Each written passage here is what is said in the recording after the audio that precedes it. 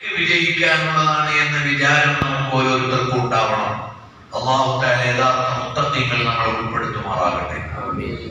അൽഹംദുലില്ലാഹ് ഇവിടെ പള്ളിയിലേക്ക് വന്നപ്പോ ആദ്യ പേര് തന്നെ കാസർഗോഡേക്ക് മാനവ സഞ്ചാരത്തിന്റെ തുടക്കമാണ് നാളെ. അതിന്റെ ഭാഗമായിട്ടാണ് ഞങ്ങൾ അങ്ങോട്ട് സഞ്ചരിച്ചുകൊണ്ടിരിക്കുന്നത്. വളരെ യാദൃച്ഛികമായിട്ടാണ് അൽഹംദുലില്ലാഹ് മർക്കസ് ബിന്നൂറയിൽ മഹാനായ ഉസ്മാൻ ഇബ്നു അഫ്ഫാൻ റളിയല്ലാഹു അൻഹുവിന്റെ പേരിലുള്ള ഈ ആസ്ഥാനത്തിലേക്ക് ജുമുഅക്ക് എത്താൻ കഴിഞ്ഞത്.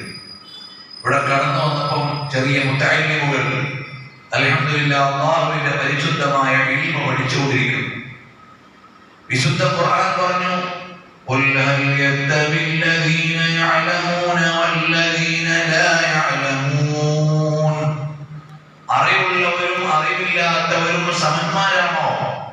ഇല്ല, ഒരിക്കലും സമന്മാരാകില്ല.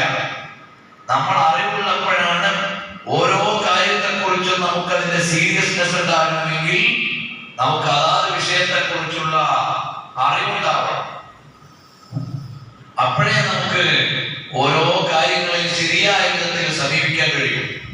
നിസ്കാരം ഏറ്റവും ഖുശൂഉള്ളതാവണമെങ്കിൽ നിസ്കാരത്തെക്കുറിച്ചും അതിന്റെ പ്രാധാന്യത്തെക്കുറിച്ചും നമ്മൾ ചൊല്ലിക്കൊണ്ടിരിക്കുന്ന ദിക്റിനെ കുറിച്ചും എല്ലാം നമുക്കൊരു ബോധമുണ്ടാകണം. അല്ലാഹു അക്ബർ എന്ന് നമ്മൾ വിളിച്ച് ദിക്ർ ചൊല്ലുമ്പോൾ അധിപനായ അല്ലാഹുവിന്റെ മുമ്പിൽ നമ്മൾ നിൽക്കുകയാണ്.